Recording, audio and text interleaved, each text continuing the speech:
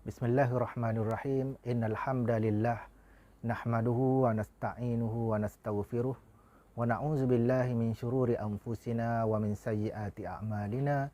Man yahdihillahu fala mudhillalah wa man yudlilhu fala hadiyalah. Qala rabbi shrah li sadri wa yassir li amri wahlul 'uqdatam min lisani yafqahu qawli. Amma ba'd. Qala Allah Subhanahu wa ta'ala fil Qur'anil Karim ba'da a'udzu billahi minasyaitonir rajim wa anfiqu mimma razaqnakum min qabli an ya'tiya ahadakumul maut fayaqula rabbi laula akhartani ila ajalin qarib fa asaddaqa wa akum minas salihin. Sadaqallahul azim. Assalamualaikum warahmatullahi taala wabarakatuh. Alhamdulillah. Pertamanya, marilah sama-sama kita zahirkan syukur kita kehadrat Allah Subhanahu Wa Taala kerana dapat dipertemukan pada hari ini insya-Allah di medan yang telah dijanjikan oleh Allah Subhanahu Wa Taala melalui sabda Nabi sallallahu alaihi wasallam, "Man salaka tariqan yaltamisu fihi ilma, sahhalallahu lahu tariqan ilal jannah. Wa innal malaikah la tad'u ajnihataha ridha li talibil ilmi." Kata Nabi sallallahu alaihi wasallam, siapa yang merintih jalan, siapa yang melalui, siapa yang berusaha, semuanya kerana dia nak menuntut ilmu, untuk nak mendapatkan ilmu, Allah akan permudahkan jalan baginya untuk ke syurga. Bahkan disebut juga dalam hadis yang sama, sesungguhnya para malaikat akan mengepakkan sayap mereka kerana redha kepada orang yang menuntut ilmu. Jadi alhamdulillah. Keduanya, marilah sama-sama kita zahirkan syukur kita kehadrat Allah Subhanahu Wa Taala kerana kita masih lagi diberi kesempatan untuk bersama-sama pada hari ini. Kalaulah kita lihat sekitar kita pada hari ini, kehidupan kita seharian, sebahagian daripada kita, sebahagian daripada sahabat kita, sebahagian daripada saudara kita, mereka tidak lagi boleh bersama-sama beraktiviti sebagaimana kita hari ini. Ada yang terlantar, sakit di perbaringan, ada yang sudah hilang penglihatan, ada yang juga pendengaran makin menghilang dan sebagainya. Tapi kita pada hari ini, insya-Allah, Allah masih lagi memberikan kita peluang. Jadi alhamdulillah, ayat yang saya bacakan tadi, Allah Subhanahu Wa Taala membawa satu mesej kepada kita supaya kita tidak menjadi orang yang menyesal. Menyesal kita di dunia ni, kalau kita tidak sempat ke akhir hayat kita, maka berterusanlah kita akan menyesal dan membawalah ke akhirat. Bagaimana difirmankan oleh Allah Subhanahu Wa Taala, wa anfiqu mimma razaqnakum min qabli an ya'ti ahadakumul maut. Kata Allah Subhanahu Wa Taala, belanjakanlah, makna berikanlah apa yang telah kami rezekikan kepada kamu sebelum kamu didatangi maut. Kenapa? Orang yang didatangi maut disebut oleh Allah Subhanahu Wa Taala akan berkata, akan meminta dan akan merintih kepada Allah Subhanahu Wa Taala. Apa yang mereka minta? Yang mereka minta kepada Allah Subhanahu Wa Taala, laula akhartani, kalaulah boleh diperlewatkan walaupun sebentar, laula akhartani ila ajalin qarib, kepada tempoh masa yang sedikit, fa asaddaqa, kata mereka nak bersedekah, wa akun minas salihin, dan mereka nak menjadi orang yang baik. Pada hari ini, tuan-tuan dan puan, para sahabat medsos kita hari ini masih lagi diberi kesempatan. Kita cuma tanya diri kita, adakah kita menggunakan sepenuhnya kesempatan yang ada? Ada yang mengeluh, ada yang merintih, mengatakan bahawa mereka masih lagi tidak punya kesempatan. Sedangkan kalau kita melihat kepada kehidupan kita seharian, kita sebenarnya banyak mensia-siakan kesempatan yang Allah SWT berikan kepada kita. Kerana itulah dibawakan khas ayat 10 dalam surah Al-Munafiqun, untuk berikan kita peringatan supaya kita tak menjadi orang yang menyesal. Menyesal kita hari ini, kalau masih lagi ada hari esok, boleh kita tunaikan, boleh kita tebus penyesalan kita untuk hari esok. Seterusnya boleh kita bawa hasil kita ke akhirat. Tetapi menyesal kita di saat kita sudah dibawa pergi oleh Allah Subhanahu Wa Taala, di saat nyawa kita sudah tidak ada lagi bersama dengan badan kita, ataupun kita telah ditakdirkan tidak lagi mampu untuk nak melaksanakan apa yang sepatutnya kita laksanakan, maka tidak ada guna lagi lah kita hidup di dunia ini. Tuan-tuan dan puan-puan, mengikut perkiraan asas matematik, kadang-kadang kita ni bila nak melakukan suatu perkara, kita mengira yang pertama sama ada untung atau rugi. Bagi orang yang menjalankan perniagaan dan sebagainya, tentulah perniagaan mereka ni mereka nak berasaskan kepada keuntungan. Mana mungkin orang yang berniaga tidak berkonsepkan keuntungan. Katakanlah dibeli barang dengan harga modal yang RM1 dicampur dengan kos-kos yang lain, mungkin RM1.20, maka mungkinlah mereka nak menjual dengan harga RM2 ataupun harga RM1.50. Setidak-tidaknya mereka tidak rugi dalam perniagaan. Tapi Islam membawa mesej yang jelas. harta yang kita berikan, contoh kalau kita kata RM1 yang kita belanjakan, katakanlah hanya itu saja yang kita ada, RM1 ditolak dengan RM1, bagi orang yang berniaga di dunia ni mengatakan dah tiada apa yang tinggal lagi di poket mereka. Mungkin tinggal lagi zero, tak ada apa lagi. Tapi Islam mengajar kepada kita, satu tolak satu tidak bermaksud kosong, tetapi satu tolak satu boleh jadi 10 sehinggalah kepada 700. Bagaimana firman Allah Subhanahu Wa Taala dalam ayat yang lain, Allah sebut masalul mukminin masalul lazina yunfikuna fi sabilillah kamasali habbatin ambatat sab'a sanabil fi kulli sumbulatin mi'atu habbah. Kata Allah Subhanahu Wa Taala, perumpamaan kepada orang yang bersedekah, orang yang berinfakkan, orang yang berbelanja di jalan Allah Subhanahu Wa Taala seperti satu biji benih. Satu biji benih yang subur yang menumbuhkan 7 tangkai dan setiap tangkai itu pula mampu menumbuhkan satu biji. Bermakna konsep bersedekah tidak akan menjadi RM1 yang kita ada bila kita belanjakan, RM1 tolak RM1 tidak akan menjadi kosong, bahkan kita telah ada dalam akaun akhirat kita sehingga 700. Alhamdulillah, kalaulah kita mengambil mesej bagaimana yang Allah SWT berikan kepada kita untuk kita sama-sama mengambil iktibar, sama-sama kita mengambil peluang yang ada untuk kita nak gandakan harta ataupun gandakan amalan untuk kita bawa ke akhirat. Dan bersedekah ni juga tidak akan sesekali menyebabkan harta seseorang itu semakin berkurangan. Namun ia dapat memperkayakan hati, dapat membersihkan harta, memanjangkan usia serta melancarkan rezeki yang dikurniakan oleh Allah Subhanahu Wa Taala. Bermakna bagi siapa yang ingin untuk nak menyuburkan harta, nak menggandakan rezeki dan sebagainya, maka ambillah kesempatan untuk kita nak bersedekah. Tuan-tuan dan puan-puan, saya nak mengambil kesempatan di sesi pertemuan kita pada hari ini nak menyeru kepada tuan-tuan yang masih mempunyai anak sekolah dan sebagainya, marilah kita sama-sama mengambil satu peluang supaya kita tidak menjadi orang yang menyesal dengan cara kita membantu anak-anak kita untuk mereka ni lebih berjaya dalam dalam pelajaran mereka. Dengan cara bagaimana? Dengan cara kita permudahkan urusan guru-guru di sekolah dan sebagainya. Kita permudahkan urusan sekolah. Bagi contohnya di sekolah mestilah mereka ni perlukan bantuan daripada kita selaku ibu bapa dan sebagainya, selaku masyarakat yang mempunyai kepentingan atas sekolah dan sebagainya. Katakanlah pada hari ini pihak sekolah mengenakan yuran-yuran tertentu. Kadang-kadang kita ni banyak mengungut, apa guna dibayar yuran dan sekolah tak dibuka? Kita perlu tanya diri kita, sejauh mana sumbangan telah kita berikan kepada pihak sekolah untuk keselesaan anak-anak kita. Kita pergi ke sekolah-sekolah yang lain, kadang-kadang kita memuji-muji, kita rasa kagum, kita rasa terkesima dan sebagainya. Kita melihat kepada pembangunan sekolah lain. Ada kalanya daripada pagar sekolah mereka boleh ataupun mampu menyediakan bumbung pejalan kaki dan sebagainya. Bermakna kita hantar anak sekolah, anak kita tidaklah orang panggil terkesan kalau ada hujan dan sebagainya ataupun panas terik dan sebagainya. Anak kita masih boleh menggunakan kemudahan yang disediakan oleh pihak sekolah yang sebenarnya tidak pun disediakan oleh pihak kerajaan, tetapi kita selaku masyarakat, terutama sekali ibu bapa, perlulah bersama-sama dengan pihak sekolah kita berganding bahu bantu pihak sekolah.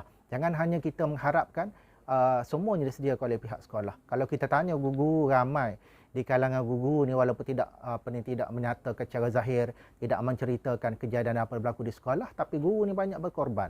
Kadang-kadang untuk kepentingan pelajar ni, guru mendahulukan poket mereka dan sehingga ada yang tak dapat klaim pun, tetapi mereka sanggupkan untuk nak melihat kejayaan anak-anak. Cuba kita tanya diri kita. Kita ada anak. Kita nak anak kita cemerlang, tetapi kita kikir dan kita kedekut dalam berbelanja. Kita sepatutnya kita fikirkan, apa yang kita belanjakanlah untuk anak-anak kita. Bukan kita belanjakan juga untuk orang lain. Setidak-tidaknya, kalaulah kita katakan kita tidak ada kepentingan pada sekolah dan sebagainya, kita hayati. Sebagaimana yang disebut oleh Nabi SAW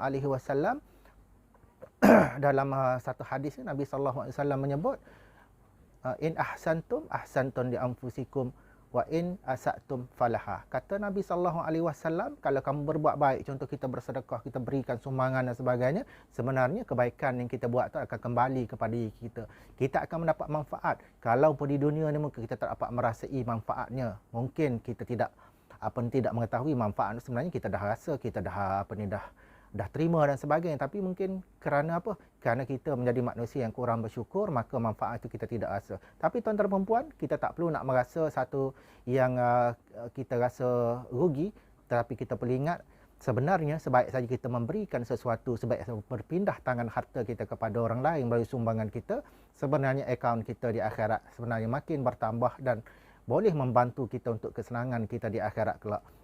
Tuan-tuan dan puan-puan, bagaimana perkara itu perlu kita ubah. Kita perlu usaha untuk bersedekah walaupun dalam keadaan kekurangan. Nah, walaupun kita sekarang ni, kalau kita kata kita ni seorang penerima bantuan, katakanlah kita B40, B40. B40 sekarang ni cukup-cukup istimewa. Kerajaan dah berikan banyak bantuan. Ada yang baru dapat bantuan persekolahan RM150 one off. Kita minta satu saja kepada mak dan ayah, sekiranya ada sesuatu seperti yuran dan sebagainya, maka gunakanlah daripada bantuan diberi oleh kerajaan tu untuk kita lunaskan bayaran yuran. Kenapa melalui yuran ini sebenarnya kita nak sama-sama memastikan tempat anak kita belajar ni berada dalam keadaan selesa, anak kita berada dalam suasana yang kondusif, seterusnya dapat memacu anak-anak kita ni suasana yang nyaman untuk mereka lebih mudah untuk nak menerima ilmu. Kalau kita kedekut, sudahlah diberi rezeki, kata Allah SWT, rezeki yang kau berikan ini kena belanja.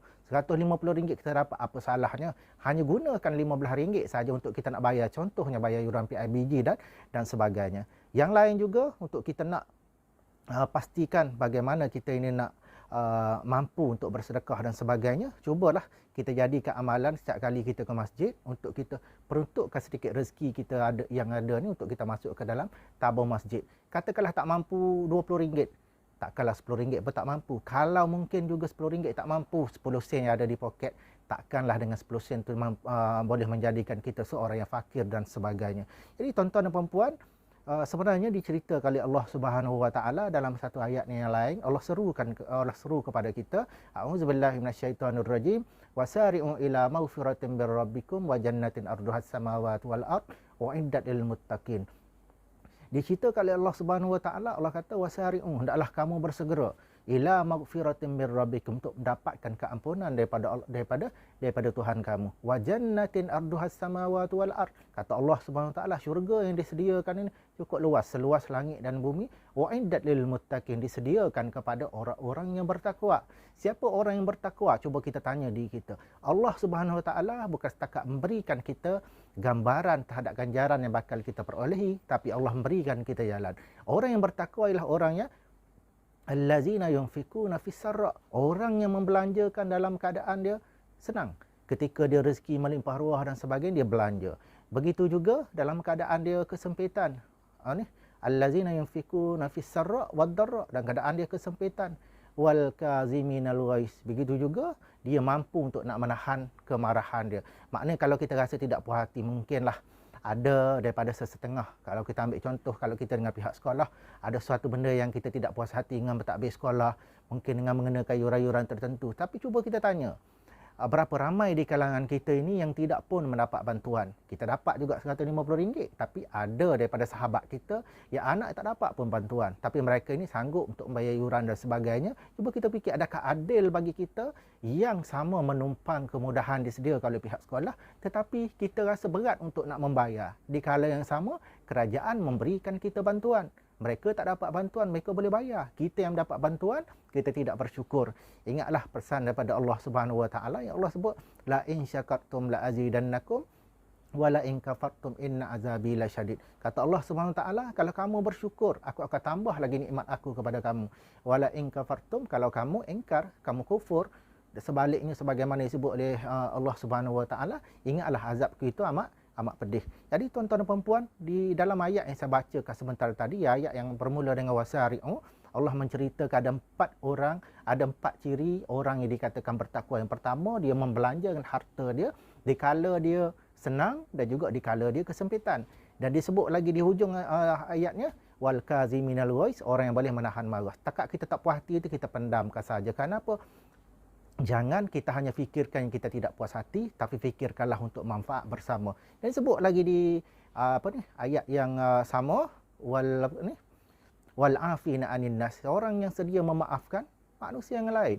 Mungkinlah kita ada terguris perasaan, kita ada tak puas hati dan sebagainya, kita anggaplah inilah rencah kehidupan kita yang sesiapa saja punya perasaan. Sekadar perasaan yang ada, mungkin kita pernah dianiaya dan sebagainya, kita ampunkan saja manusia. Kenapa? Kita ampunkan manusia di dunia ini, tapi kita dapat manfaat keampunannya di sisi Allah Subhanahu Wa Taala. Dan Di akhir ayat yang sama ni Allah SWT sebut juga yang dia ni suka kepada al-muhsinin, iaitu orang yang memperelokkan. Orang yang memperelokkan bagaimana? Sekarang ni kalau kita tengok sekolah, suasana sekolah kalau kita kata dah cukup-cukup selesa dan sebagainya, tapi kita fikirkan untuk manfaat bersama, manfaat anak-anak kita, maka kita bersama berganding bahu dengan pihak sekolah contohnya, ataupun berganding bahu dengan pihak guru dan sebagainya, kita cuba timbulkan suasana yang lebih lagi anak kita ni selesa. Sekarang ni dalam suasana kita terpaksa menjaga SOP dengan penjarakan dan sebagainya, maka banyaklah kemungkinan dan kebarangkalian yang terpaksa disediakan oleh pihak sekolah yang kita tidak tahu pokos dari mana datangnya mereka untuk nak laksanakan pelbagai macam SOP yang perlu mereka dan kita patuhi. Jadi tuan-tuan dan puan-puan, marilah sama-sama kita membantu antara satu sama lain. Ibarat kata Allah Subhanahu Taala menyebut dalam ayat yang lain untuk memberikan kita gambaran, iaitu innallaha yuhibbul ladzina yuqatiluna fi sabilihi saffa ka'annahu bunyanun marsus. Kata Allah Subhanahu wa taala, Allah suka kepada orang yang berjuang di jalannya saffa ni dalam keadaan satu tim, satu pasukan, satu saf. Kita contohnya kita masyarakat, kita berhubungan dengan siapa pimpinan, maka kita bekerjasama dengan pemimpin tempatan kita untuk kita nak cipta suasana yang baik, untuk kita nak cipta suasana yang harmoni, untuk kita sama sokong bantu dan sebagainya. Kita dengan pihak sekolah, ibu bapa berganding bahu dengan pihak guru dan sekolah, kita berada dalam tim, sekiranya contoh tim yang kita sebut sebagai PIBG dan sebagainya, kita sama-sama berganding bahu dalam satu tim yang kuat, satu tim yang sokong menyokong antara satu sama lain, kan ini disukai oleh Allah Subhanahu Wa Taala. Dan Allah SWT kata ka'annahum bunyanun marsus, nak menciptakan harmoninya mereka inilah seolah-olah satu bangunan yang terbina, bangunan yang tersusun kukuh. Katakanlah hari ini kita tak mampu nak mengajar, tapi tugas mengajar sudah diambil oleh guru. Katakanlah pada hari ini kita tidak mampu menyumbang, ada sahabat kita mampu menyumbang, mungkin wang ringgit dan sebagainya. Kita mampu dari segi kepandaian kita mampu bercakap, mampu kita nak menyumbangkan suara kita dan sebagainya, maka gunakanlah kepakaran yang kita ada. Mungkin kepakaran kita dalam membina, seorang tukang dan sebagainya, bantulah pihak sekolah. InsyaAllah masing-masing ada bahagiannya. Tidak semua mesti berada di kepala, mungkin yang berada di kaki juga. Kerana kakilah, maka kepala yang dapat ke sana kemari. Kerana tanganlah dapat kita gapai sesuatu. Kerana apa lagi? Kerana gigilah dapat kita makan, dapat kita kunyah dan sebagainya. Kerana mulut, kerana telinga, kerana mata. Semuanya ada peranan. Jangan pernah kita berkecil hati. Yang penting adalah tanya diri kita, apa yang kita ada sudahkah kita sumbangkan untuk kesejahteraan saudara kita. Akhir sekali, marilah sama-sama kita hayati pesanan daripada Nabi sallallahu alaihi wasallam. Nabi sebut la yu'minu ahadukum hatta yuhibba li akhihi ma yuhibbu li nafsihi. Kata Nabi sallallahu alaihi wasallam, tidak beriman seseorang daripada kamu sehinggalah dia kasih kepada diri dia bagaimana dia kasih kepada diri dia. Marilah kita ambil kesempatan, kita sama-sama berganding bahu untuk memastikan anak-anak kita dapat belajar dengan baik. Sekiranya ada PDPR dan sebagainya, maka pastikanlah anak-anak kita berada di rumah mengikuti PDPR. Kalau ada yang bersekolah secara bersemuka, hantarlah anak kita ke sekolah. Sekiranya diperlukan bantuan oleh pihak sekolah dan sebagainya, bersegeralah kita bantu pihak sekolah supaya kita berada dalam pasukan yang sebagaimana disebut oleh Allah Subhanahu Wa Taala.